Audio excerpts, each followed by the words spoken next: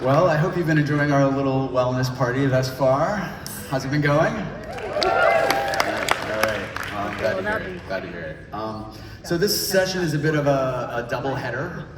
We've got first a very brief but impactful talk on some groundbreaking research on biomarkers. I think you'll all be very interested in. And then we're following that with a very extremely spicy, potentially, panel on everyone's favorite topic, Ozempic and GLP1 agonists. So that is coming up. I'm at Tufts University in Boston, and I lead an institute focused on food as medicine, which is the integration of food prescriptions into healthcare. Great, so my name is Zachary Knight. I'm a neuroscientist and professor at the University of California, San Francisco, and I run a research lab that studies how food intake and body weight are controlled by the brain. I also work with biotech and pharmaceutical companies to try to help scientists there understand how the drugs they're developing for obesity work in the brain. JJ Virgin, nutrition and fitness expert, fitness Hall of Famer. And I have worked in the area of weight loss and weight loss resistance for the past 40 years. My name is Callie Means. I snuck on the panel, thank you. Co-author of Good Energy with my sister, Dr. Casey Means, about how the chronic disease crisis that's plaguing Americans is because of metabolic habits, not drug deficiencies. Co-founder of Truemed, that enables medical HSA, FSA spending to food and exercise, not drugs.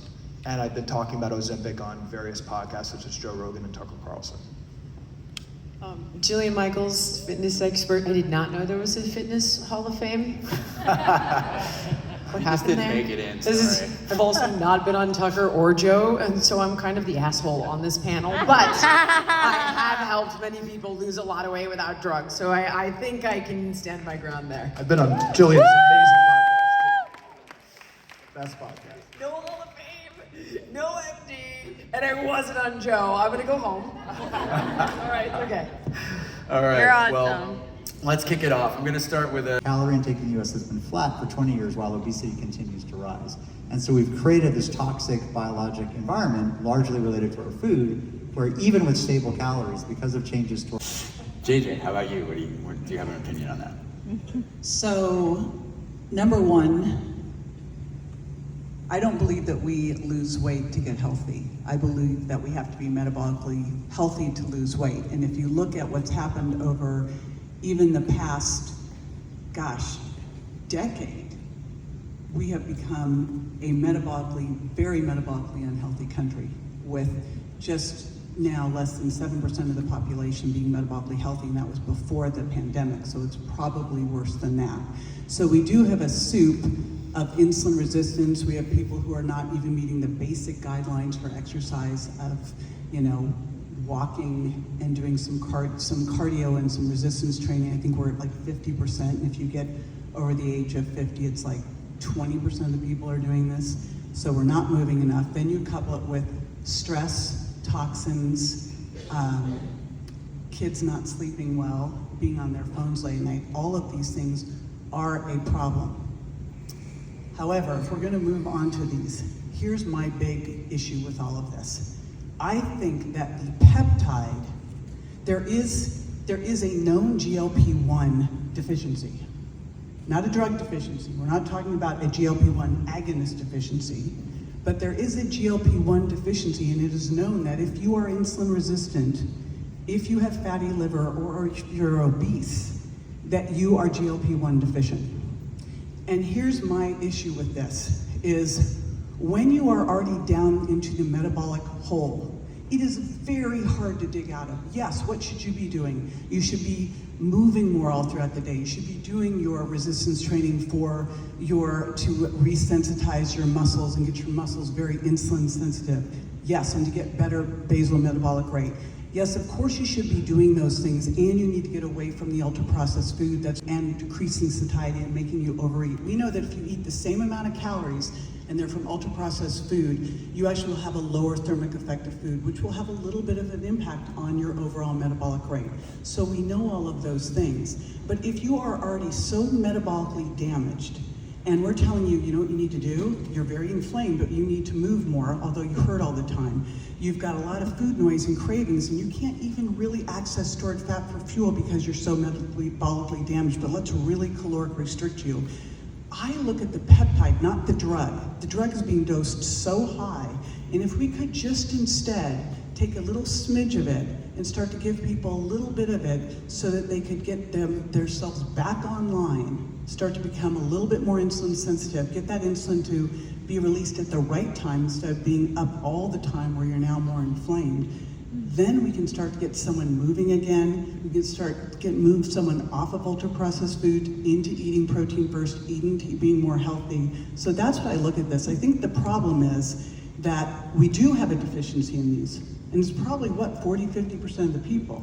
I mean, if you look at fatty liver disease, what is it, 30% of people now have fatty liver disease?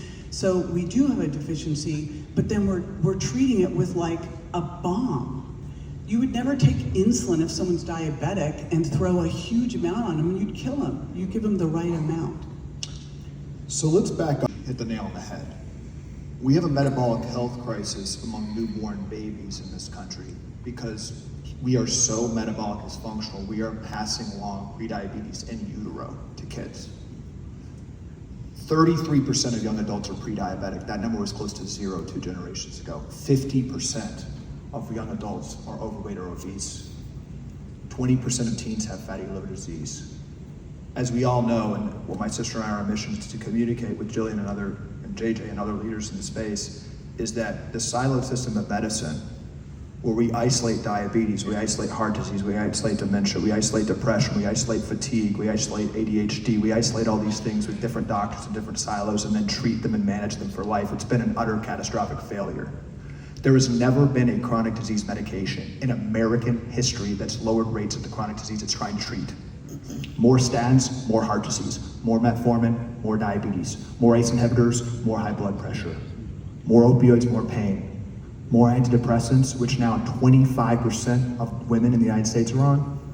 More suicide and depression.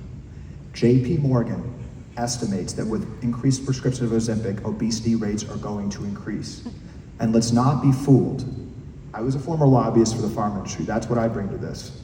And I was sitting across from the member of Congress, Brad Winstrip, who introduced this bill to make Ozempic the standard of care for obese Americans. The reason Novo Nordisk is the 9th most valuable company in the world, the reason it just passed LVMH as the most valuable company in Europe, is because they're expecting, stockbrokers are expecting this bill to pass to make Ozempic the standard of care, to make it that when your 6-year-old, and they're doing it for 6-year-olds, is overweight, the guidance from the American Academy of Pediatrics is don't wait and see for dietary interventions.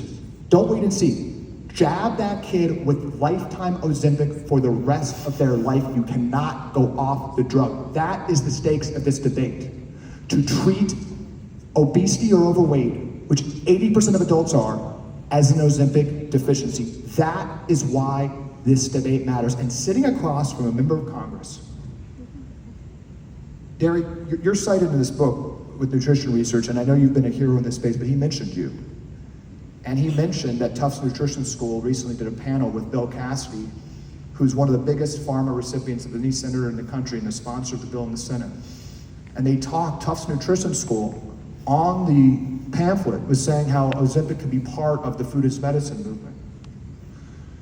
They funded initiatives at Tufts Nutrition School. Actually, 40% of the, can't even make this up, but the USDA Nutrition Guidelines Committee is funded by Novo Nordisk and obesity drug makers.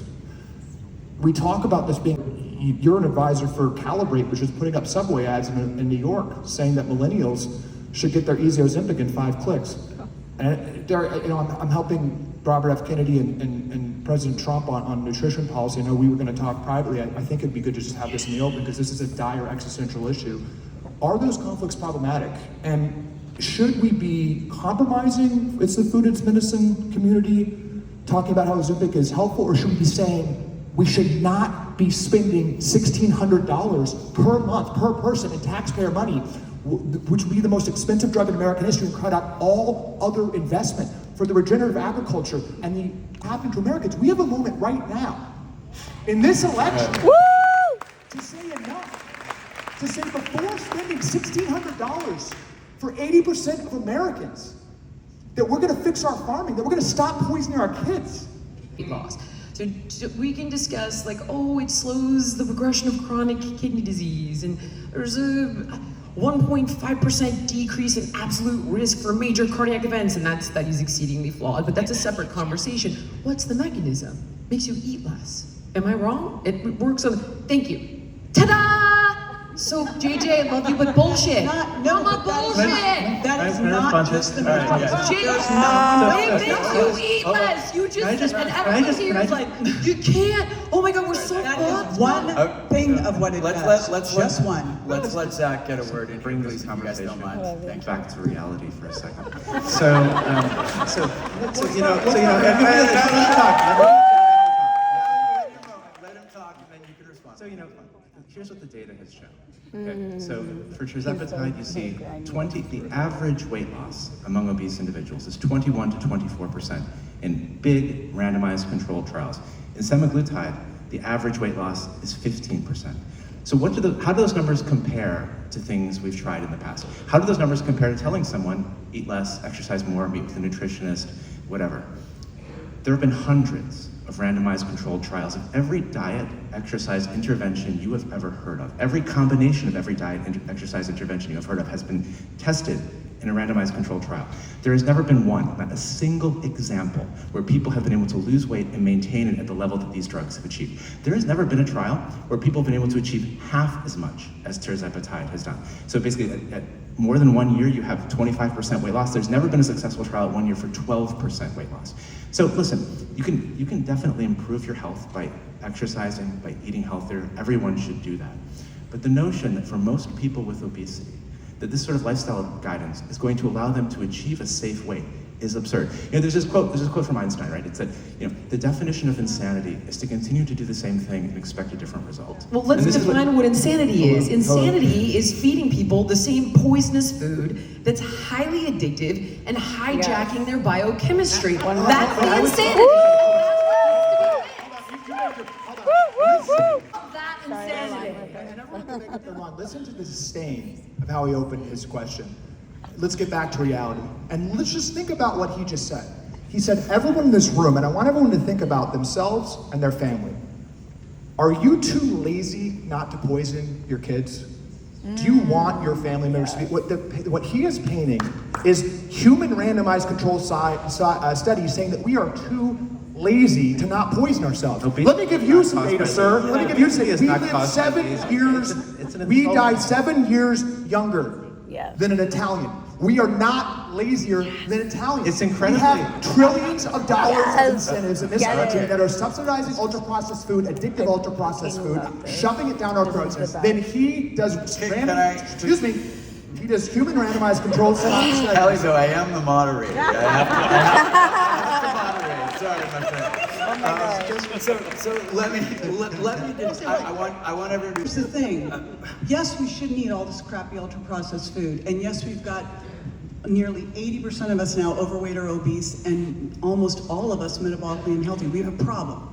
We need to dig out of the problem. We are not going to dig out of the problem by purely saying let's exercise more and let's eat healthier. I wish it would be that easy, but if it was, we wouldn't be where we are right now. And I'm not saying go use high doses of these things. What I'm saying is let's approach it like a biohacker does with a peptide, and if you could use a little bit as an edge to help you get through the process of it so that you're eating healthy and exercise, we got to turn the ship around. We are sinking. I think we all agree on I agree that. with There's no one on the stage who disagrees with that. And if I can just propose a bit of a middle view on this, and that is, I think if I were to summarize one of the root concerns on that side of the stage, it would be that by offering a pharmacological solution to a problem that's obviously not caused by the drug itself, we are also then distracting ourselves from reforming our food system, from getting money and influence out of medicine, many of the things that I think probably most people... It's part of the problem. 74% of the country is overweight and obese, and it's not because we're lazy,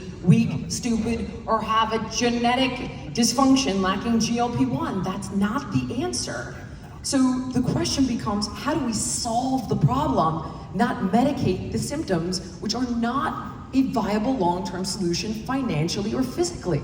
So I haven't had a chance to say anything about GLP1s yet, so I'll So I think, so first, I've spent my whole career trying to get nutrition into the healthcare system, nutrition into our federal nutrition programs, nutrition to the grocery stores, nutrition in our farms. I mean, this is my career goal. I believe that that's the solution. It's the top cause of poor health in our country. It's makes sense. It's cost effective. There's so many good explanations for it.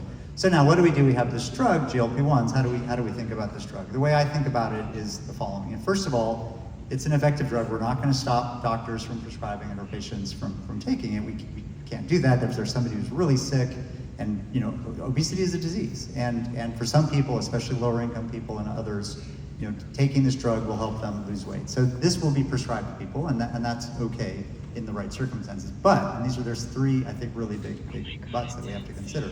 So the first is that 75% of people in the real world across the country are no longer on the drug at 1 year.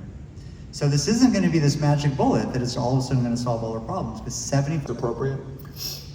There's a lot of questions about funding sources. I've never been funded by food All right, industry. let's also companies. Others have other decisions they've made. Let's also not go there, because I don't think it actually pertains to the topic of GLP-1s. It's a very important The issue, but maybe corruption, the corruption of saying for the average child in America that their overweight or obesity should be prescribed Ozempic, and the American Academy of Pediatrics saying that diet or lifestyle interventions are not valid and that an Ozempic jab is, that is very, very germane. And the conflicts of interest, the fact that Harvard Medical School, the lead obesity researcher, has said that obesity is a genetic condition, when 100 years ago, if someone's obese, they were in the circus and there was a case report written about them, it was so rare. That is very germane to this conversation. And the key issue that we should be grounded on, of course, if somebody's 350 pounds, extremely diabetic, they should work with their doctor. The issue before us is, should the median American be on this drug? And there is unrelenting force to jab, I see it, it's dark. There's unrelenting forces to jab this drug into your child's arm. I also want to say, just factually speaking, it is not true, it is not correct that this is going to lower consumption of junk food. I cannot emphasize this more strongly. The people that know what's going on are the stock brokers that are underlying the almost $1 trillion valuation of this stock. They estimate that the obesity rate is going to grow in the United States just as chronic disease rates in every other category, of every other drug in history, the rates have grown. The market is going to grow, so that is just not accurate. Okay, Zach. So there was one point that was just raised that I think is interesting, that maybe I can shed some light on, or it would be interesting to talk about, which is this idea of genetics and obesity, because it's something I think many people are a little bit confused about. Just so, you know, there's one idea, which is, I think, very convincingly shown from twin studies, from other kinds of population genetic studies, that obesity is highly heritable. It's one of the most heritable traits we know about. So with the exception basically of height, it is one of the most heritable traits. So no disease is as heritable as obesity. Yet it's also true, what was just said, that if you go back sort of 75 years, obesity rates were much lower, right? And humans have not evolved in the past 30 years, just 30 years even. Sure. Yeah, I mean, the 1970s is when you start to see the spike in obesity rates. Humans have not evolved since the 1970s. We have the same DNA. So what's going on? How can you reconcile this fact that, yes, definitely the environment is what has caused the obesity epidemic, but genetics says unequivocally that body weight is heritable. And the idea is that when they do these genetic studies, what they're looking at is a snapshot in time. They're looking at any particular moment in a particular environment, and they're asking, take someone who is lean and someone who is obese, that variance in the population where there's this whole distribution, what explains that distribution at that point in time? That is explained mostly by genetics. The fact that one person is lean and the fact that one person is obese is somewhere between 60 to 80%. That's a genetic component. Now, this change over time where we've introduced processed foods, all these other things have happened, that shifts the entire distribution so that everyone gets heavier. So it is always, for every trait in a human, it is always an interaction between genetics and environment. So that doesn't mean that we shouldn't try to fix the food environment, that doesn't mean we shouldn't try to exercise more. But when you look at someone who weighs more than you do, and a scientist says, well, actually, a lot of that's due to genetics, it's true. And so, you know, both of these things can be true at the same time. Is it genetic among animals too? Yes, absolutely. There's no animals that are systematically obese. None. No, but look, None. None. Wolves in the wild have a 1% obesity rate. Dogs that we give our ultra-processed food that the human randomized controlled studies say is great, they're 60% obese. Think about the darkness. Think about the darkness of what this man is saying with this human randomized controlled trials, that you are too lazy not to be obese. When it was 0% 100 years ago. That is what the science is telling us, and it's dark, and it's wrong, and it's not nuanced. Okay, are we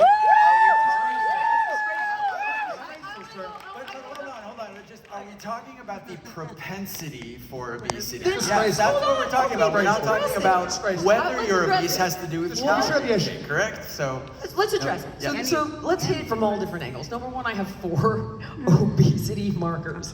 Thank you, Dr. Arthur Agustin, for ruining my day with that one. I was very angry at my parents. That means that I am unable to eat 2 slices of pizza instead of 1 and not gain weight like my wife. Oh well, I can still be healthy. Number 2, this is a quantum leap for genetics, because where was this genetic disease in the 70s when the rate of obesity was 10%? Did you understand what I just said? You're talking about the epigenetic component.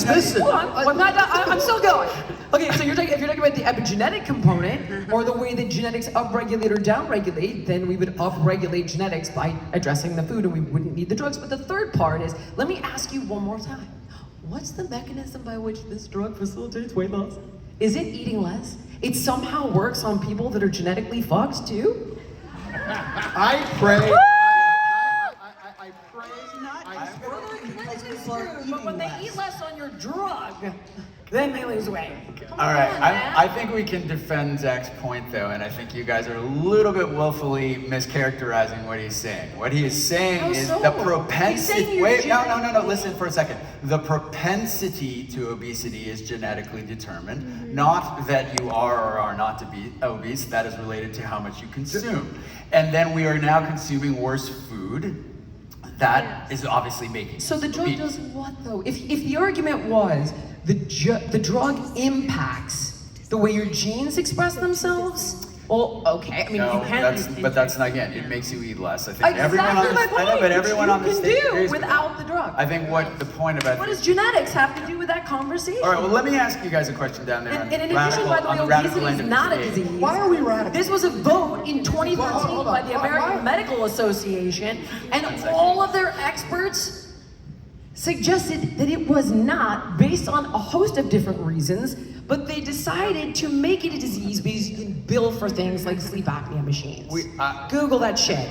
Fact check me. Can I add an interesting point? So one of the interesting points, so there's a lot of focus on weight loss, but the obesity epidemic was caused by slow weight gain. And the risk factors for slow weight gain are very different, and the physiology of slow weight gain is very different than thinking about weight loss. We talk about needing to get several hundred calories deficits and all these challenges. But the reason the obesity epidemic has happened is very slow, gradual weight gain, a bell distribution of the whole population. What do you guys think the average weight gain of an average non-obese US adult is every year? Every year in the United States, what's the average weight gain for an adult? I can't hear anyone, but it's a pound. The average person gains a pound a year. When you're 18, when you're 28, you weigh 10 pounds more. You're 38, you weigh 10 pounds more. You're 48, you weigh 10 pounds. That's the obesity epidemic. 1 pound a year. Oh, and you'll have to explain to me the 1 pound a year when we have an epidemic of obesity among 6-year-olds. What I just want to say, I just don't understand. This is the facts of the matter. It's not slow. It happened in the 1980s.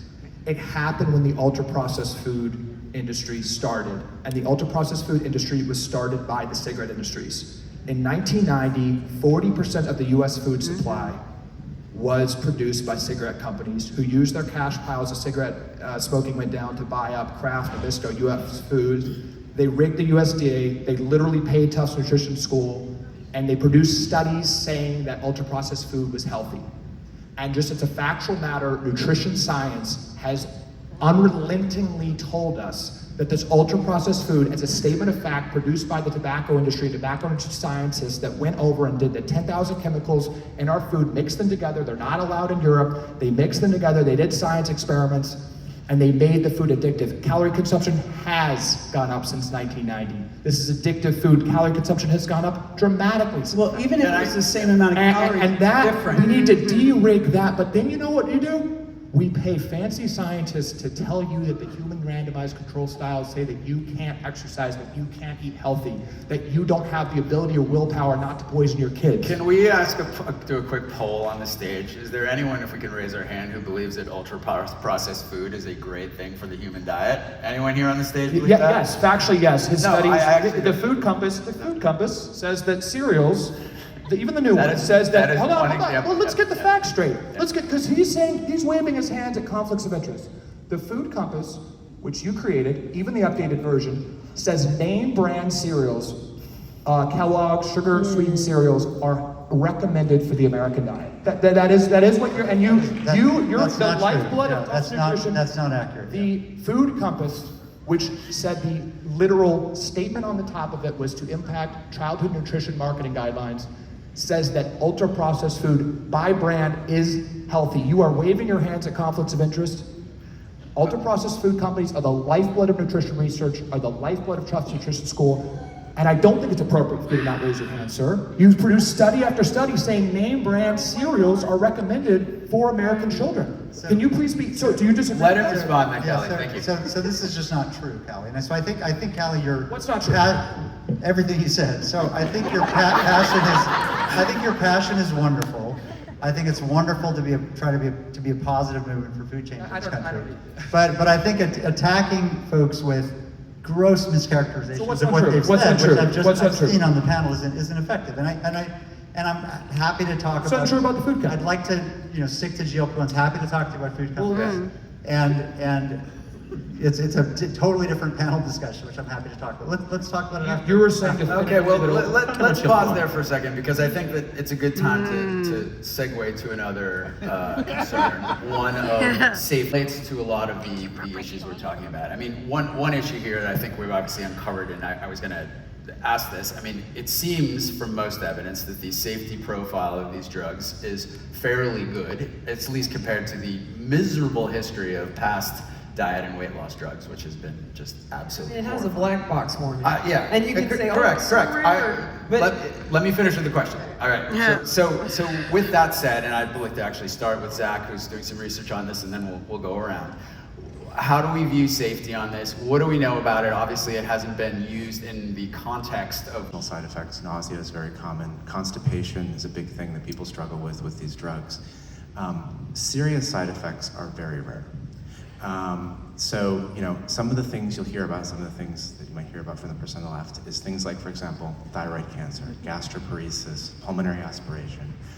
We can go through all of these things, but basically most of them aren't real, or they're so incredibly rare that they're not something you should worry about. So let me give you one example, because for semaglutide, there's actually a warning about thyroid cancer. So a lot of people hear this and think, shit, I'm gonna get thyroid cancer if I take this drug. Actually, in the randomized trials, there's no examples. That's actually not true. And in fact, let me the finish safety this. Let me signal, finish this. that's Let me finish. bullshit. Let So me finish. much Let me finish. misinformation. That's total Let me finish. lie. Let me finish. That's coming All right, out of the studies there are of no. drug So if companies. you Julia, please let him finish, and then you can speak. If you go through the Surmount trials, Eli Lilly puts at the end, it says there were no instances of medullary thyroid cancer or pancreatic cancer, because people keep bringing this up, and so they literally put the same sentence at the end of each paper describing these trials. So where did this idea come from? It came from the fact that there's this C-cell carcinoma. There are C-cells that in rats and mice, if you give rats GLP-1 receptor agonists, they get thyroid cancer in these C-cells. Humans and other primates do not have the GLP-1 receptor in our C-cells. So you are not going to get that extremely rare Yes, we cancer do. from taking it. No, you do Just not. that's not you true. do not. Secondarily, there's a really good way you can screen for this. It's basically the reason they're called C-cells is because they release calcitonin. So anytime there's a clinical trial for a GLP-1 receptor agonist, they measure calcitonin levels in the blood.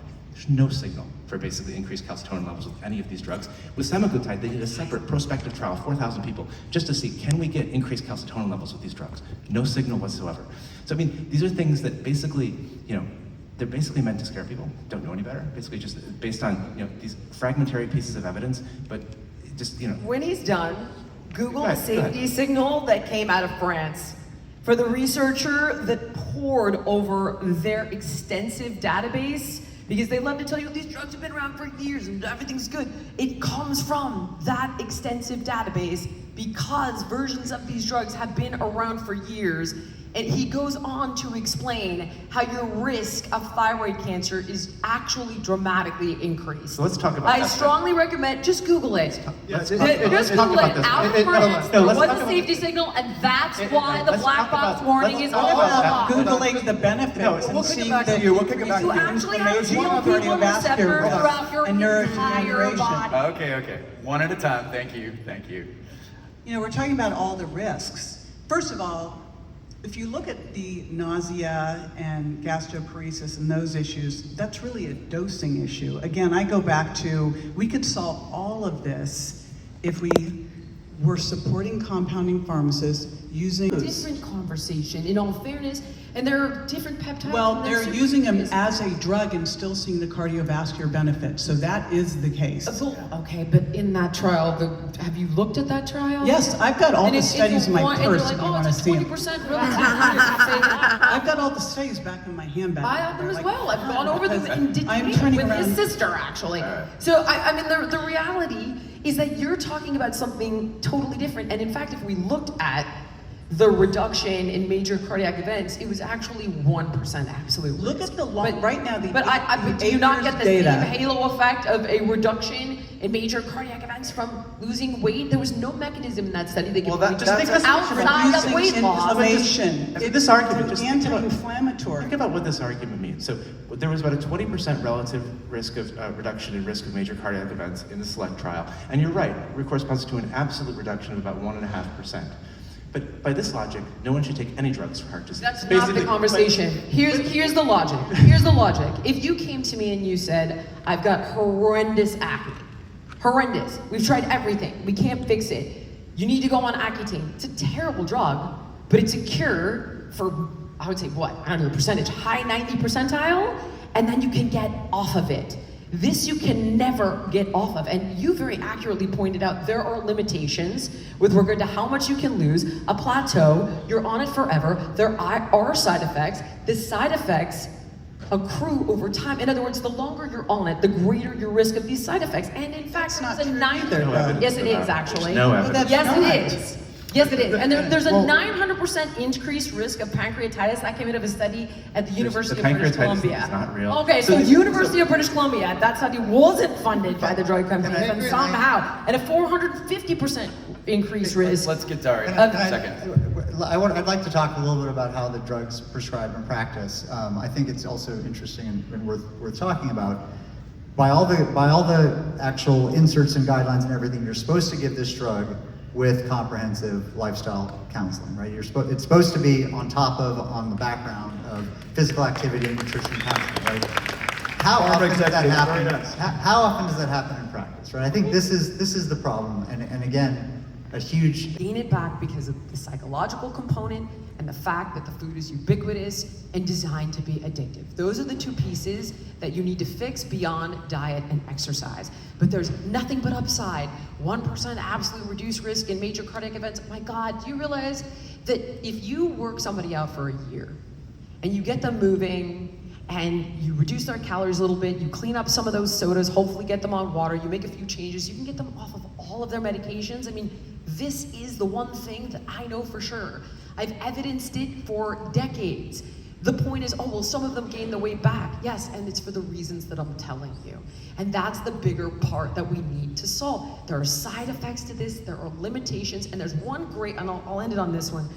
Obviously the cost, obviously the side effects, obviously the fact that you don't need them, you can have no downside and fix this problem with nothing but upside.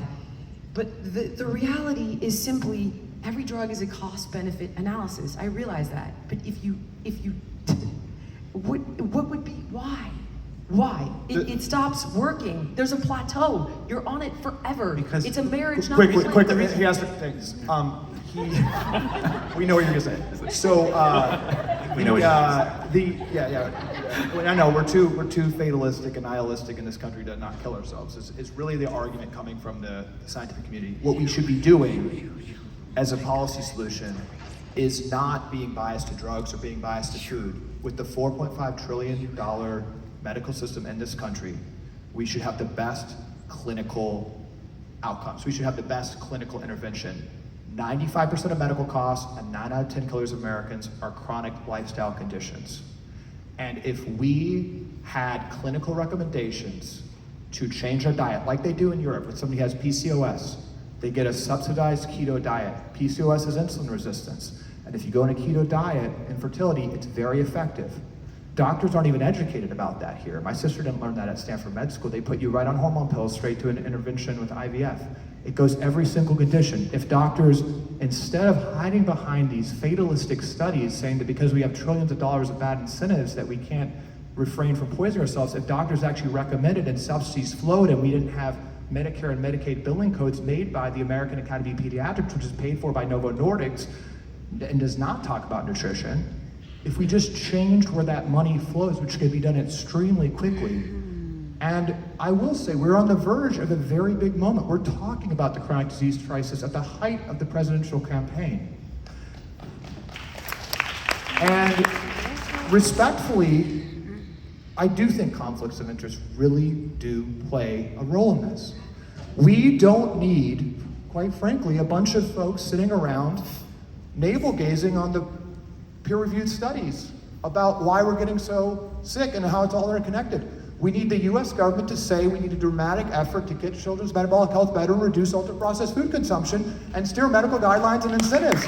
And Derry, respectfully, I think it's really problematic that you're just not saying that, and Tufts Nutrition School is complicit in saying that Ozempic is part of the solution for food as medicine. I think that's really dark and really problematic, and I Just don't to be think clear, it's that common. I've never said No, that. you did a panel. All right, You did a Callie, panel. thank you on that. I'm going Everyone to give, Google the food we're running company. a little bit low on time, so I'd love to have everyone have a final word. I thank you for yours, Callie. JJ, please. All right, so I'm going to go back to where I started, which is I believe that you have to be metabolically healthy in order to build muscle, lose fat, and that if you looked at this not as a drug, but just as we would like insulin or thyroid, where you would give the right amount of it, where you wouldn't have side effects. The side effects would be if you didn't have enough, that you used a little bit as an edge to help you start to get past some of the challenges, become insulin sensitive, because one of the ways it works is to help release insulin at the right times and restore insulin sensitivity, reduce the inflammation so people can lift weights, do HIIT, move, get rid of ultra-processed foods, eat more protein, sleep, do all the things to heal their metabolism, but use this little bit. You could use this regeneratively and get off of it, and we could heal the country. I know. So I guess I'm the one who's going to speak in favor of the drugs. So, I'd say, look, there's millions of people in this country with obesity. For most of them, this is something they've struggled with their entire lives. They know exactly how hard it is for them to lose weight. And really, these drugs offer these people, for the first time, an opportunity to live basically a healthy life. And I understand that the sort of counter-argument here is that, well, they can just eat less and move more and do other things. But the reality is, it's been shown time and time again, for most of these people, that won't work. So these are really some of the most important medicines that have been developed by humans. I mean, these will go down as something like vaccines and antibiotics and other things that really change the world. And so, and I understand that this might be an audience that is a little bit skeptical of that, based on their priors, but I think that's really how it's going to turn out. So I would encourage you to keep an open mind, look at what the data actually says. Sorry, thank you. Yeah, I think, as I said, I think you said that, it's one tool. It's not, the worst thing that's ever happened, and it's not going to solve the problem either. It's one tool. I think the expense of the tool is actually a positive for thinking about lifestyle, because this is so outrageously expensive that it's going to be a big problem to give it to everybody. And I think lastly, I think science matters. There's a lot of, there were some hints on this panel that science doesn't matter or expertise doesn't matter. Most of what we're talking about is from science, right? We can't say any of this if we don't actually do studies and know what's going on, whether it's the harms of ultra-processed foods or the contaminants in our foods or chemicals in our foods or why we have obesity. We have to actually have science and facts. And so I think it's really important that we agree on science and facts and then decide for ourselves what we want to. The majority of your school's funding comes from ultra-processed food, and they're not funding that to say that ultra-processed food is bad. As I said, facts matter. That's just Well, true. everybody, thank you so much for coming. We're going to go back.